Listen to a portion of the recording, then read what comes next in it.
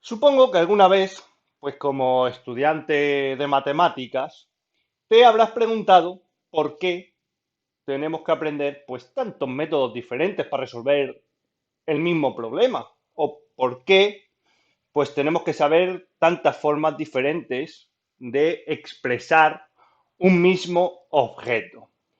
Esto, pues realmente es una pregunta casi legítima, pues cuando la hacemos como estudiantes.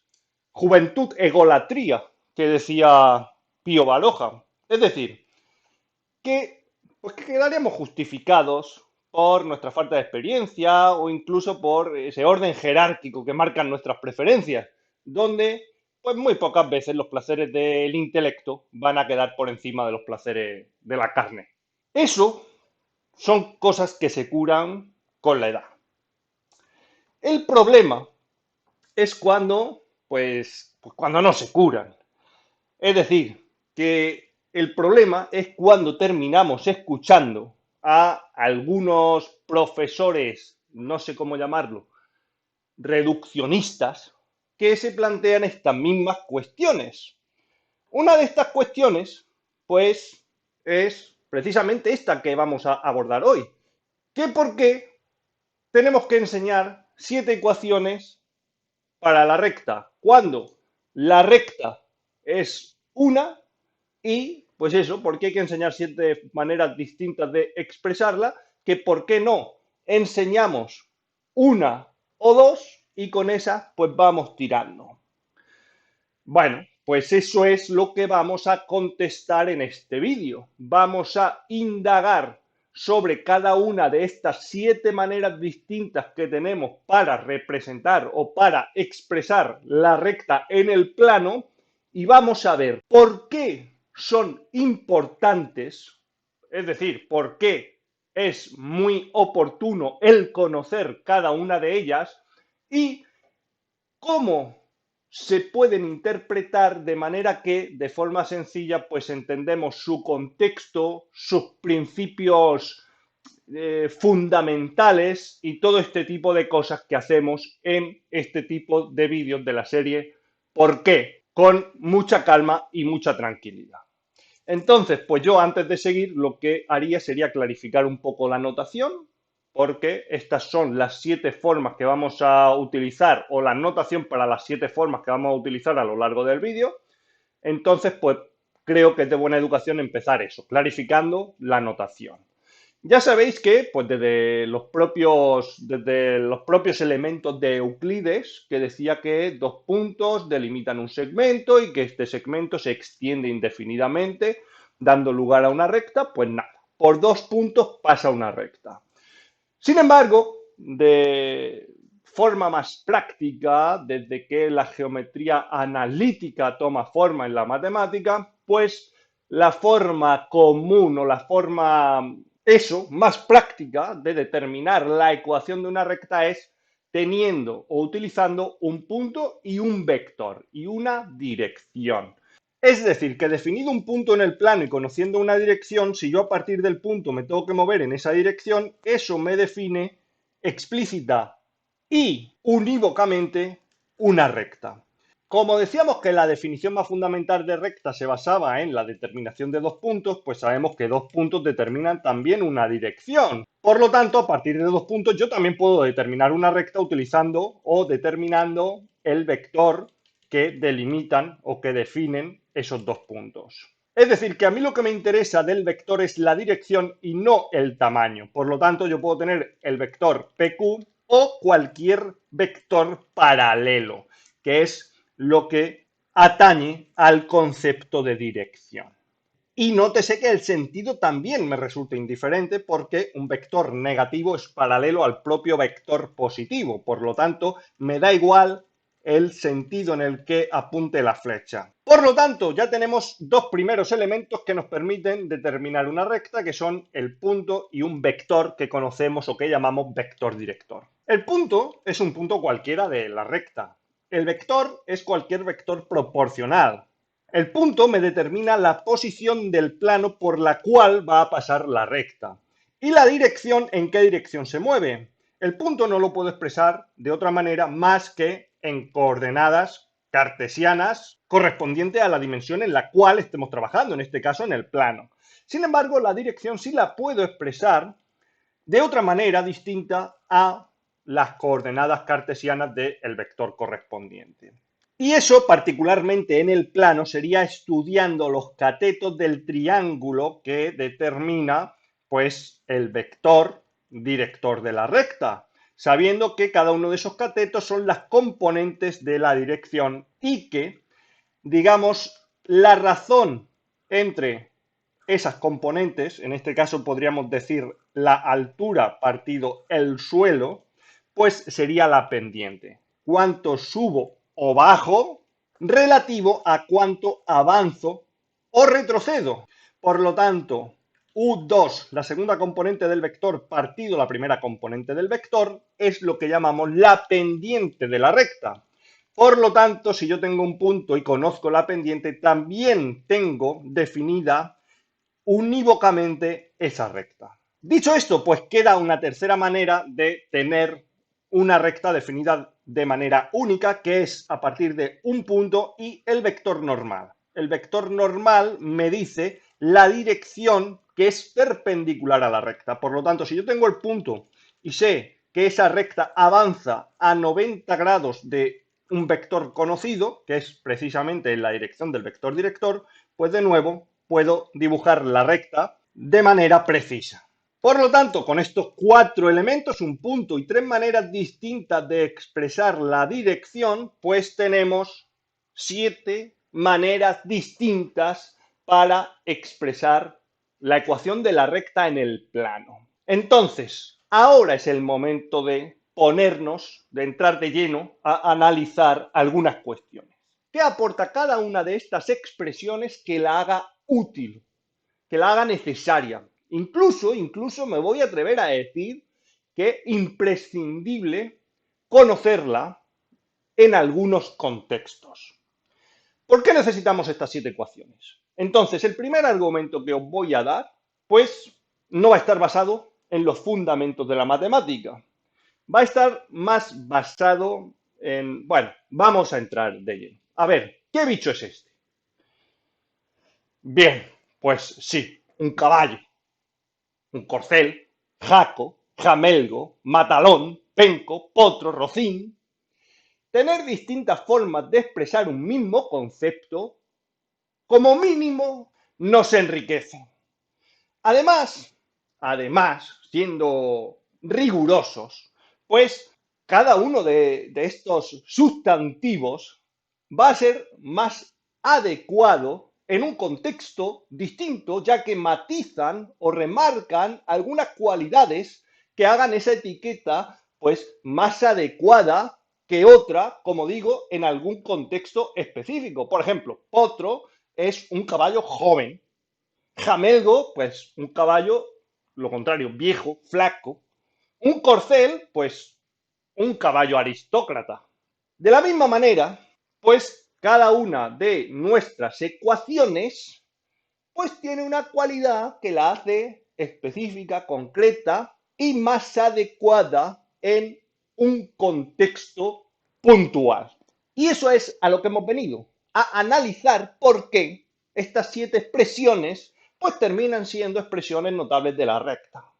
Vamos a analizar cada una de ellas, vamos a ver qué sutilezas hay detrás de cada una y pues ya está. Dicho esto, pues vamos a empezar pues con la primera, con la ecuación vectorial. Esta expresión nos dice que cualquier punto de la recta se puede expresar a partir de un punto y una dirección. Y es muy sencillo de entender cómo se genera cada punto de la recta, porque si yo parto del punto que conozco y me muevo una proporción de el vector, es decir, que multiplicar un escalar por un vector es aumentar o disminuir su tamaño en esa misma dirección.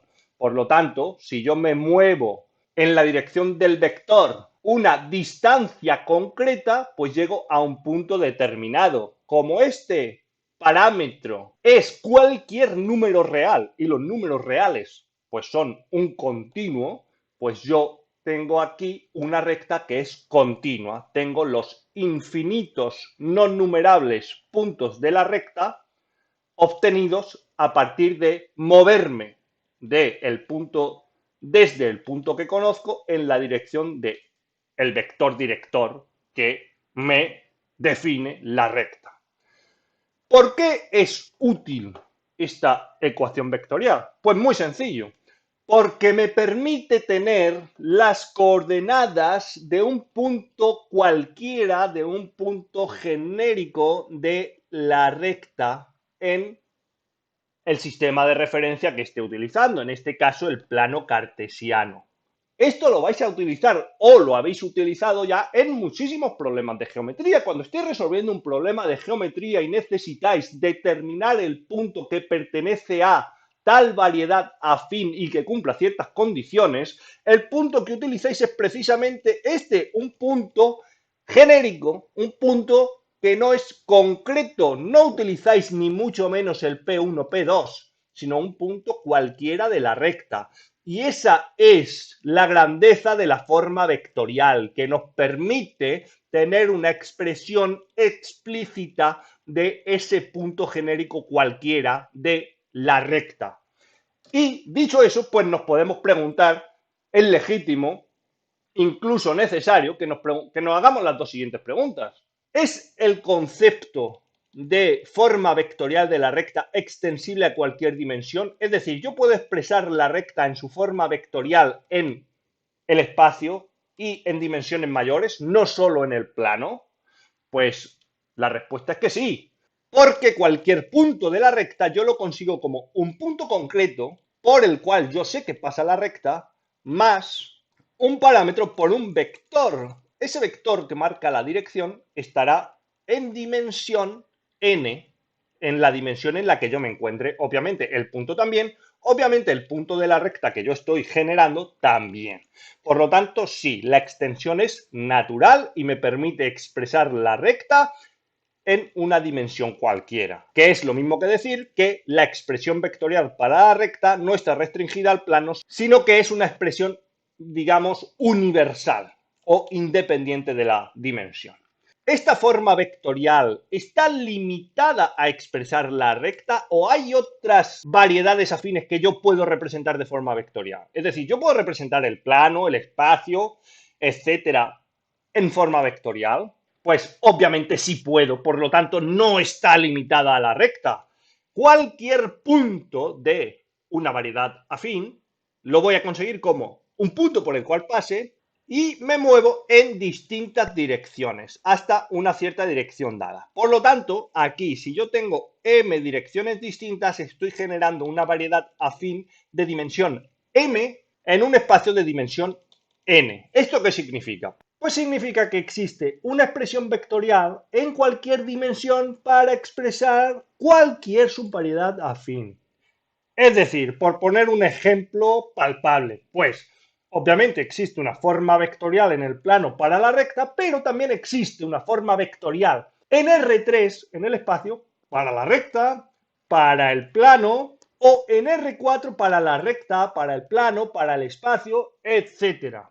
Vamos a pasar a la segunda forma de expresar la recta, que es la forma paramétrica. La forma paramétrica, el principio fundamental de la forma paramétrica es bastante parecido al de la vectorial, pero esta vez, en lugar de fijarnos en la dirección, lo que nos interesa son las componentes, ya que estamos obteniendo los puntos de la recta a partir de la obtención de cada una de las componentes del punto. Así, si yo me desplazo en cada una de las direcciones correspondientes a cada componente del punto que conozco en la misma proporción de la componente correspondiente del vector, pues voy a obtener un punto que se encuentra en mi recta.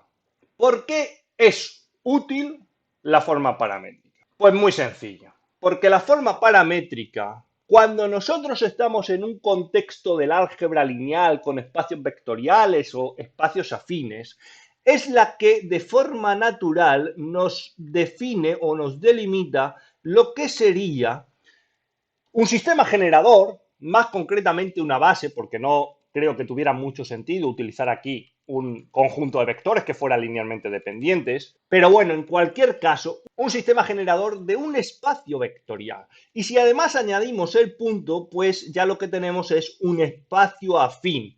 Es decir, que hay contextos muy importantes y con muchísimo peso en matemáticas, donde la forma paramétrica da muchísima información, donde la paramétrica es una forma muy natural de expresarlo. Las mismas preguntas que nos hacíamos antes.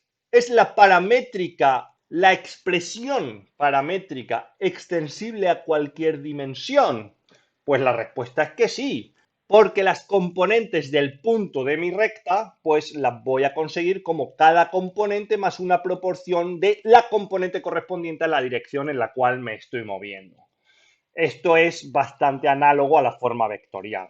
¿Es la expresión paramétrica una expresión que se limita simplemente a poder expresar, vaya la redundancia, una recta? Pues la respuesta es que no, por la misma razón que pasaba en la vectorial. Aquí cada componente de mi punto, de mi variedad afín, que ahora es una variedad afín de dimensión m en un espacio de dimensión n, pues la voy a conseguir como la componente del punto más, pues me muevo en las direcciones que determinan o en las direcciones que determinan los vectores que definen esa variedad, pues cierta proporción. Por lo tanto, esta forma paramétrica me permite representar la recta en cualquier dimensión y cualquier variedad afín en cualquier dimensión. Y claro, esto ya lo sabéis lo que habéis estudiado, geometría analítica, pues de segundo de bachillerato en adelante, porque existe una forma paramétrica de la recta en el espacio y existe una forma paramétrica del plano en el espacio. Y eso se generaliza a cualquier dimensión. Dicho esto, pues volvemos otra vez a la utilidad de la paramétrica y fijaros si ahora este sistema, que es una variedad de dimensión m en un espacio vectorial de dimensión n, pues no es realmente útil. Define un espacio vectorial de dimensión m cada una de sus columnas y obviamente a partir de ahí, añadiendo el punto, tenemos un espacio afín. Por lo tanto, subrayar que la paramétrica dentro del álgebra lineal tiene una importancia mayúscula. Vamos a la continua. ¿Cuál es el principio que sustenta esta forma continua de la recta? Pues fijaros, partimos de un punto y de las componentes del vector, de este mismo triángulo. Fijaros que cualquier punto de la recta me va a definir con el punto que yo conozco un nuevo triángulo rectángulo y que sabemos que la base de ese nuevo triángulo rectángulo pues va a ser la distancia entre la primera componente del punto al cual quiero llegar y el punto del cual parto y la altura de este triángulo rectángulo, pues lo mismo, la distancia entre la segunda componente y la segunda componente. Por lo tanto, esta base tiene esa longitud y esta altura tiene esa longitud. Fijaros que el triángulo rosa determinado por el vector y el triángulo verde determinado por el punto de la recta y el punto del cual parto, pues son semejantes porque comparten ese ángulo y comparten ese ángulo por tener lados paralelos. Por lo tanto, aplicando semejanza de triángulos, la base partido la base, x menos p1 partido 1, igual a la altura partido la altura, y menos p2 partido u2. Por lo tanto, la continua se fundamenta en la semejanza de triángulos. Dos puntos cualquiera de la recta forman siempre triángulos rectángulos que son semejantes. Aquí nos vamos a saltar el por qué es útil, porque la utilidad es que es una forma muy compacta, rápida y sencilla de escribir la recta, conocidos el punto y las componentes del vector, y vamos a centrarnos en analizar si esto se puede extender a cualquier dimensión. Es decir, yo puedo escribir la recta en forma continua en el espacio, en R4, etcétera, o está limitado solo al plano. Pues la verdad es que existe una forma continua de la recta en cada una de las dimensiones. Y esto se basa pues en la razón de semejanza entre todos los lados de dos figuras que sean semejantes. Y eso es independiente de la dimensión en la que estemos trabajando. Sin embargo, pues también es verdad que la forma continua es una expresión que se limita a la recta. No existe una forma continua del plano no existe una forma continua del espacio en otras dimensiones mayores. Dicho esto, pues vamos a pasar a la punto pendiente. La punto pendiente, bajo mi punto de vista, es una de las grandes olvidadas. Siempre se pasa por alto y es una de las expresiones de la recta más importantes en el sentido de que va a ser la forma más natural de expresar la recta en muchos contextos, estadística, economía, cálculo, etcétera. Ahora lo vamos a ver. Vamos a ver primero cómo o cuál es el principio que fundamenta esta expresión, es decir, cómo se genera cualquier punto de la recta a partir de del punto que conocemos y de la pendiente. Es decir, partimos de un punto y esta vez no estamos tan interesados en las componentes del vector, sino en la pendiente, es decir, cuánto me desvío de cierta horizontal en relación a cuánto he avanzado por dicha horizontal. Si utilizamos la misma estrategia que utilizábamos para fundamentar la forma continua, nosotros sabemos que cualquier punto y el punto dado, es decir, dos puntos cualquiera de la recta, determinan un triángulo rectángulo que es semejante al triángulo que determina el vector director. Entonces, fijaros lo que pasa. Yo sé que la pendiente significa qué proporción del avance me tengo que desviar. Es decir, que este desvío es m veces el avance. Simplemente U2, el U1 pasa multiplicando. Y eso sucede en todos los triángulos rectángulos que determinen dos puntos cualquiera de la recta. Es decir, que esta desviación en el triangulillo verde, que es el que me genera un punto cualquiera, esta desviación, que es este I menos P2, también tiene que ser esa misma razón, esa misma proporción por el avance que yo haya realizado, que viene determinado por X menos P1. Por lo tanto, la altura es m veces la base. La altura es m veces la base. En el verde, en el rosa y en cualquier triángulo determinado por dos puntos cualquiera de la recta. Ese es el principio que fundamenta la punto pendiente. Y como digo, para mí es una de las expresiones más útiles porque solo nos exige conocer un punto y la pendiente. La pendiente es algo que conocemos de manera natural en muchos contextos y os resultará familiar quizás la ecuación de la recta tangente a una función en un punto, que sabéis que tiene pendiente la derivada de la función en el punto. O la ecuación de la recta normal a una función en un punto, que sabéis que tiene pendiente menos 1 partido la derivada de la función en el punto. O la ecuación de la recta de regresión lineal, que tiene pendiente la covarianza partido de la varianza y que sabemos que pasa por el punto determinados por las medias de cada una de las variables. Entonces, fijaros si es importante la punto pendiente porque en estadística, en cálculo, y aquí me dejo muchos ejemplos de la economía, va a ser la forma más sencilla de expresar la recta a partir de una serie de datos que conocemos de forma inmediata al estudiar pues nuestro problema. ¿Podemos extender este principio a cualquier dimensión? Pues sí, pero no. Porque para expresar la recta en la forma punto pendiente en una dimensión mayor que 2, dimensión n, por ejemplo, pues tendríamos que hacer este artificio de aquí. Que esto ya nos transforma la expresión no en una expresión, sino en un sistema de ecuaciones, que es complejo, que no aporta una información inmediata, que determinar estas pendientes es algo complejo y muy poco práctico, por lo tanto esto no lo vais a ver en ningún sitio. ¿Es esta una expresión limitada a la recta? No, pero sí que está limitada a un hiperplano. Un hiperplano es la variedad afín de dimensión uno menos que el espacio en el que nos encontremos. Es decir, la recta es el hiperplano del plano, porque el plano tiene dimensión 2 y la recta tiene dimensión 1. Un punto es el hiperplano de la recta, porque el punto tiene dimensión 0 y la recta tiene dimensión 1. Un plano es el hiperplano del espacio, porque el plano tiene dimensión 2 y el espacio tiene dimensión 3. Entonces, ¿qué significa? Que nosotros no podemos representar una recta en el espacio. En el espacio lo que podemos representar de esta forma o por medio de una expresión análoga a lo que sería la punto pendiente sería el plano. En R4 podríamos representar el espacio. En R5 podríamos representar un subespacio isomorfo a R4, etcétera.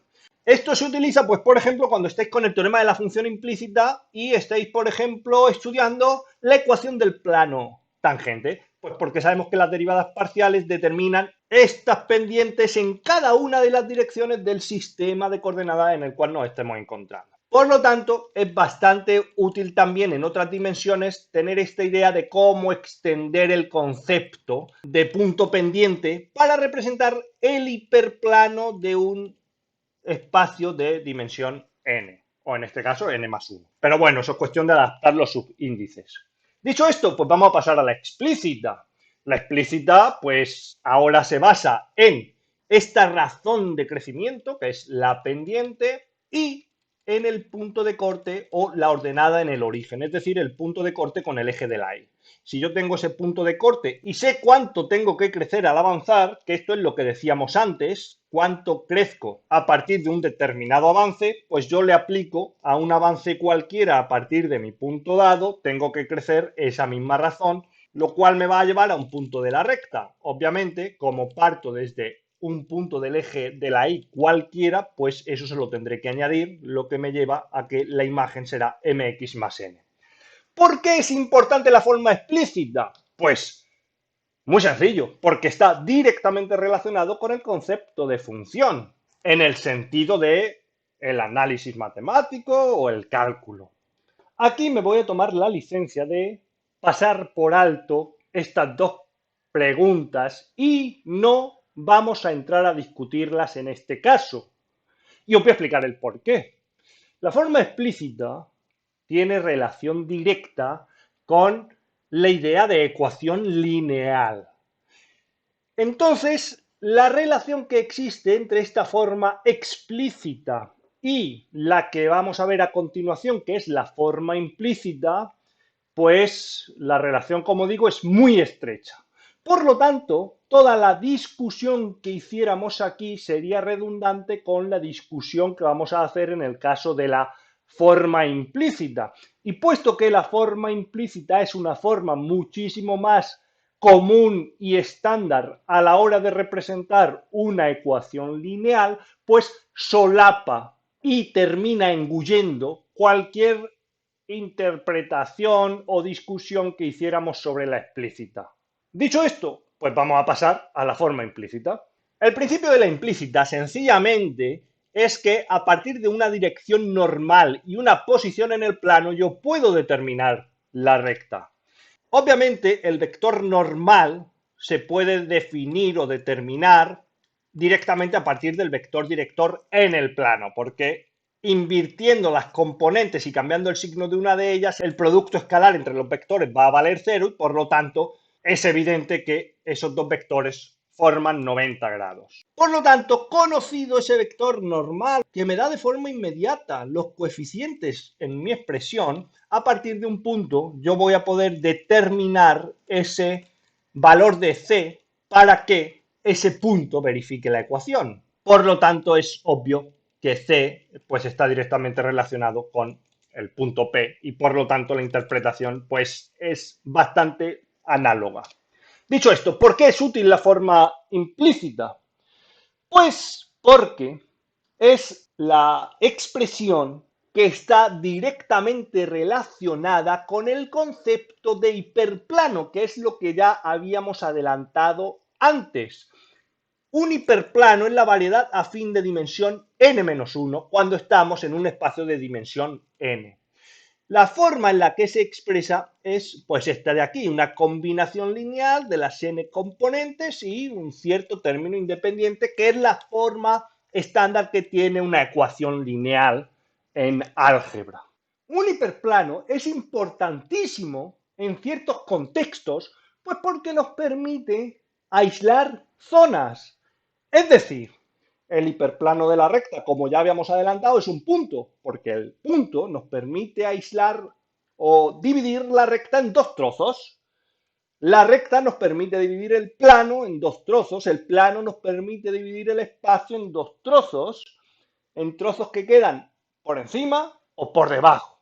Es decir, son delimitadores de zonas, son cotas. Y esto Pues se utiliza muchísimo, por ejemplo, cuando estáis haciendo programación lineal en el plano. Tenéis una recta que os separa el plano en dos trozos y una será zona factible y otra no. Y si habéis llegado o algún día llegáis a resolver problemas de optimización lineal más complejos en otras dimensiones, pues tendréis hiperplanos delimitando la zona factible de la zona no factible. ¿Se puede extender el concepto de forma implícita de la recta a cualquier dimensión o es una expresión que se queda limitada a la recta? Bueno, vamos a empezar por esta segunda pregunta. La respuesta obvia es no, porque ya hemos dicho que representa hiperplanos.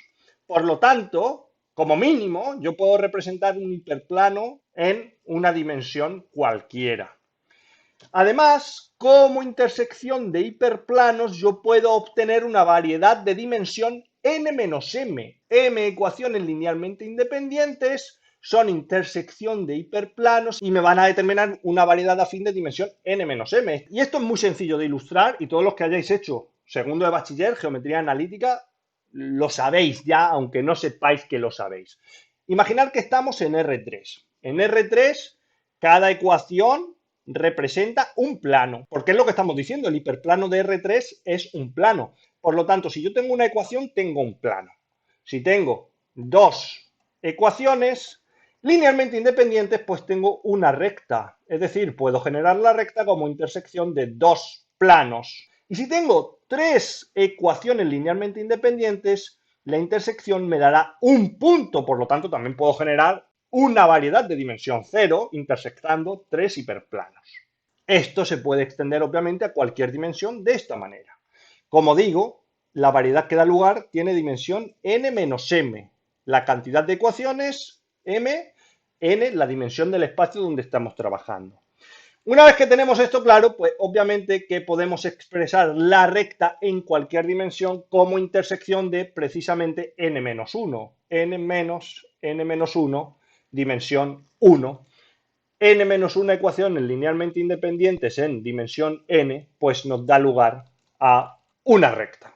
Y aquí es muy importante una pequeña advertencia, y es que la expresión depende de el espacio o de la dimensión en la que estemos trabajando. La misma expresión en dos dimensiones en el plano representa una recta, pero en el espacio representa un plano, es decir, que esta expresión siempre es un hiperplano, un objeto de dimensión n-1. Aquí tendríamos obviamente en el espacio un 0z, pero eso no modifica que el vector normal sea el AB0. Mucho cuidado. Esta expresión en general no es una recta, es un hiperplano. Es una recta en el caso de encontrarnos en dimensión 2. Y vamos a la última forma ya, la forma canónica de la recta. La forma canónica se fundamenta en conocer la intersección con los ejes coordenados. De manera que si yo conozco esa intersección, yo tengo de forma directa esa expresión canónica.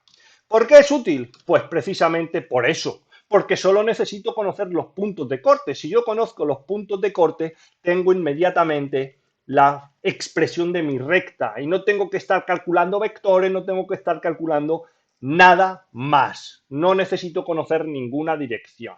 Además, los puntos de corte son importantes en sí, son puntos notables en la representación de una función, porque me delimita zonas, regiones del plano, cuadrantes, zonas donde tanto la X como la Y es positiva, zonas donde aunque la X es positiva, la Y es negativa. Todo esto tiene interpretación dentro del contexto en el que estemos, ya sea algebraico, geométrico, económico, analítico, en cualquier contexto, los signos de mis componentes tienen una interpretación.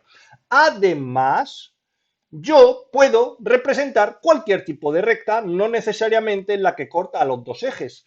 Si yo tengo un X partido A igual 1, yo tengo una recta vertical. Y si yo tengo un Y partido B igual a 1, tengo una recta horizontal. Por lo tanto, la utilidad de esta forma canónica debería quedar fuera de cualquier cuestionamiento, al igual que el de las otras 6 ecuaciones. Vamos a seguir preguntándonos cosas. ¿Es este concepto de forma canónica extensible a cualquier dimensión, es decir, yo puedo representar la forma canónica de la recta en cualquier dimensión, y aquí la respuesta sencilla pues va a ser directamente que no, porque pasaría igual que nos ha pasado antes en la punto pendiente, donde tendríamos que empezar con sistemas de ecuaciones y sería una cosa que al final ni se utiliza, ni es práctica, ni sirve para mucho. Entonces vamos a intentar contestar la segunda pregunta. ¿Es una expresión limitada a la recta? No. Pasa también, igual que nos pasaba antes, es una expresión limitada al hiperplano.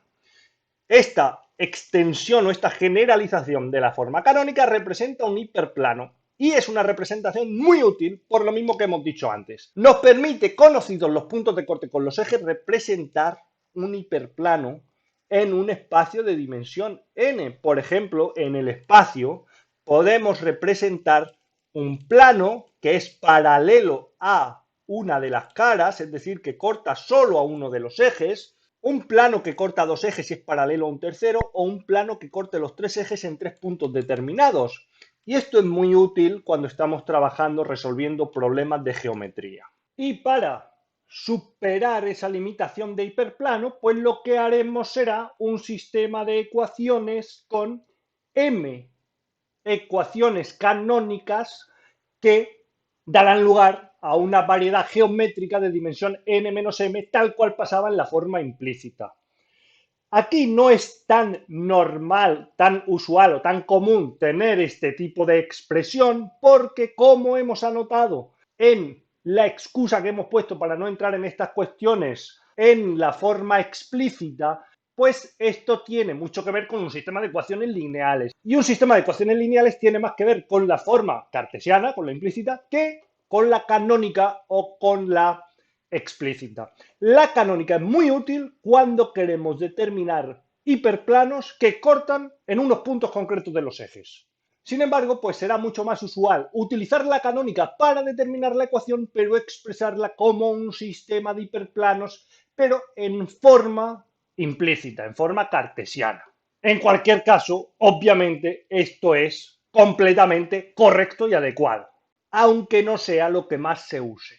Y hasta aquí la fundamentación de estas 7 expresiones para la recta.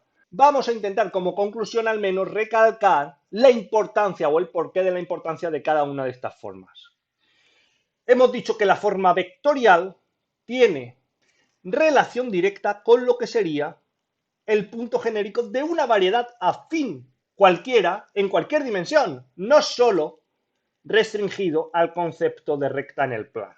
La forma paramétrica le pasa igual. No es una forma que se restrinja a la recta en el plano, sino que hay una forma paramétrica de la recta en el espacio y una forma paramétrica del plano en el espacio. Se puede representar cualquier variedad afín en cualquier dimensión y esto tiene una relación directa con el concepto de espacio vectorial o espacio afín, que es la base que sustenta toda un área de conocimiento en matemáticas, que es el álgebra lineal, y del cual surge toda esa parte de geometría analítica, geometría afín, geometría euclídea. Por lo tanto, fijaros si es importante la forma paramétrica. La forma continua de la recta se sustenta en la idea clásica de razón de semejanza. Por lo tanto, fijaros, gastamos un tema completo en dar semejanza entre triángulos y luego despreciamos la forma continua de la recta. La forma punto pendiente es importante precisamente por eso, porque se basa en la idea de pendiente.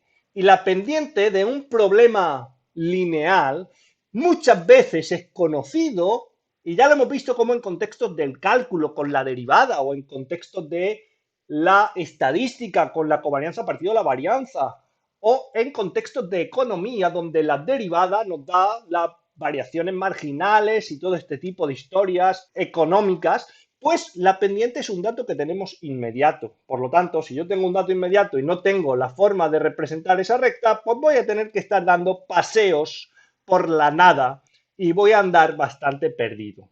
La forma explícita es importante porque hace alusión directa al concepto de función en el sentido del análisis matemático. Y pasa lo mismo, nos pasamos cursos enteros hablando de funciones, haciendo tablas, representando funciones y entonces despreciamos la forma explícita. Bueno, realmente no creo, iba a decir no creo, espero que nadie cuestione la forma explícita. La forma implícita es importantísima porque hace alusión al concepto de hiperplano y el hiperplano es una de las ideas fundamentales de tanto de la geometría como de algunos problemas algebraicos y por supuesto de una parte fundamental de la álgebra que son los sistemas de ecuaciones lineales. Los sistemas de ecuaciones lineales son precisamente la base de la geometría analítica.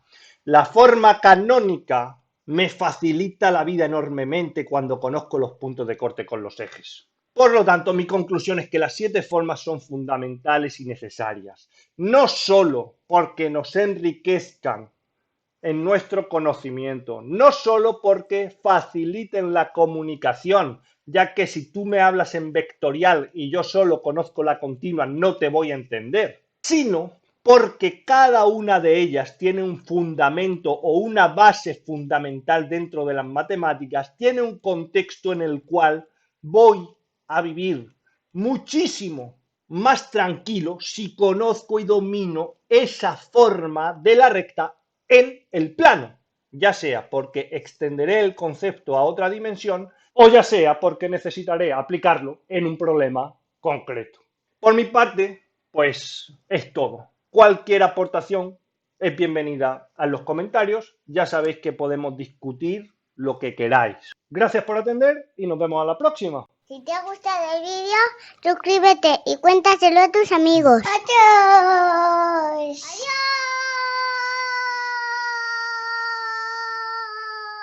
¡Adiós! ¡Adiós!